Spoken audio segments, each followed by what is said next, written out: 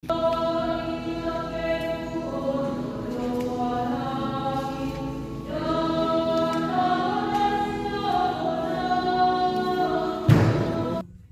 dan Ibu serta saudara dan saudariku yang terkasih, adalah sebuah kisah perjalanan seorang suksesan yang mengisahkan pengalamannya demikian.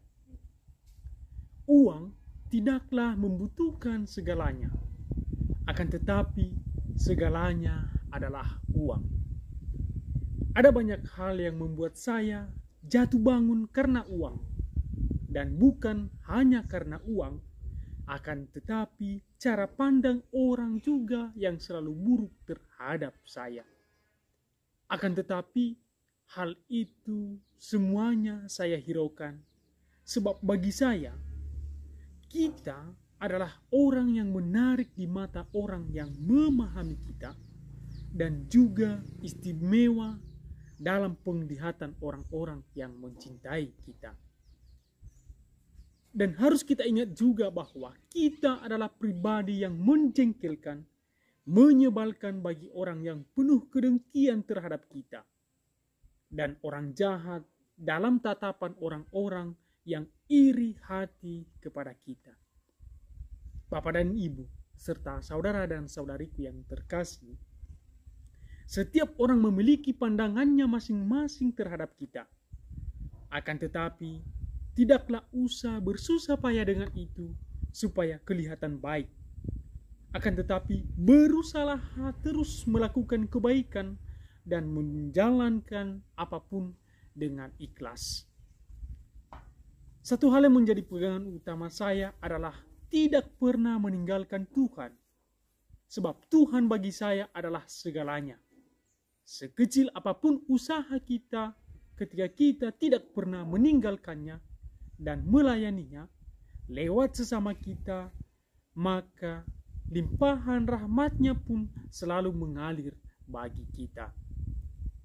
Lewat pelayanan kepada sesama, saya menemukan Tuhan yang memberkati saya dan Anda semuanya. Bapak dan Ibu serta saudara dan saudariku yang terkasih, dalam bacaan pertama tadi dikatakan, kuatkanlah hatimu, janganlah takut. Lihatlah, Allahmu akan datang dengan pembalasan dan dengan ganjaran. Ia sendiri datang menyelamatkan kamu.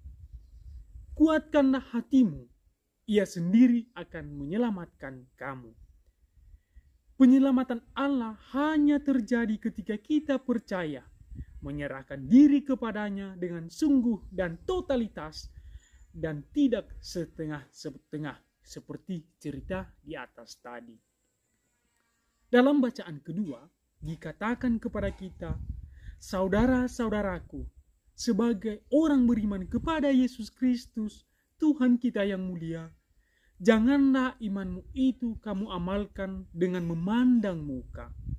Memandang muka mau mengatakan kepada kita, jika kamu beriman kepada Yesus Kristus, layanilah sesamamu bukan karena statusnya, pekerjaannya, harta kekayaannya, akan tetapi layanilah mereka karena kekurangan, sebab upahmu akan besar di surga. Tidak sekarang kamu terima, akan tetapi di masa yang akan datang. Sebab Allah memilih orang yang dianggap miskin oleh dunia untuk menjadi kaya dalam iman dan menjadi ahli waris kerajaan yang telah dijanjikannya kepada kita. Dalam bacaan Injil yang kita dengarkan juga tadi dikisahkan bagaimana Yesus menyembuhkan seorang tuli. Dalam kisah penyembuhan orang tuli ini, ada orang banyak yang membantu si tuli untuk bertemu dengan Yesus dan meminta agar ia menumpangkan tangan menyembuhkannya.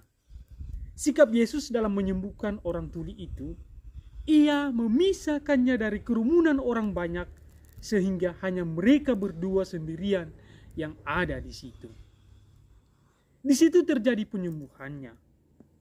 Ia mau agar pertama-tama didengar orang tuli itu nantinya ialah suara yang dibawakannya, yakni suara Allah, bukan suara kasak kusuk orang banyak yang sama sekali tidak jelas.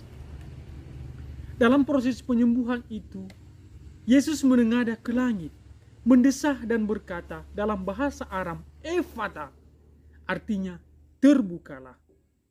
Mengapa Yesus mendesah? Karena ada pergulatan antara kekuatan yang menolak sang sabda dengan sabda yang mendatanginya. Juga ia menyentuh lidah orang itu. Dalam sentuhan itu ada pergulatan antara lidah yang dikuasai kekuatannya, yang membisukan melawan dia, yang membuat orang berani bersaksi. Dan juga Yesus meludah. Kekuatan jahat dari telinga yang diambilnya itu masuk ke dalam badannya, badan Yesus sendiri, dan kini diludahkannya dan dibuangnya keluar. Coba bayangkan penderitaan Yesus ketika dia bersama dengan kita. Dia masuk dalam penderitaan kita, mengambil bagian dalam penderitaan kita. Yesus menengadah. Ia mengarahkan diri ke langit, mau mengingatkan ketika ia dibaptis, ia melihat langit terbuka, dan saat itulah ia mendengar suara dari sana. Engkaulah anakku yang kukasihi, kepadamulah aku berkenan.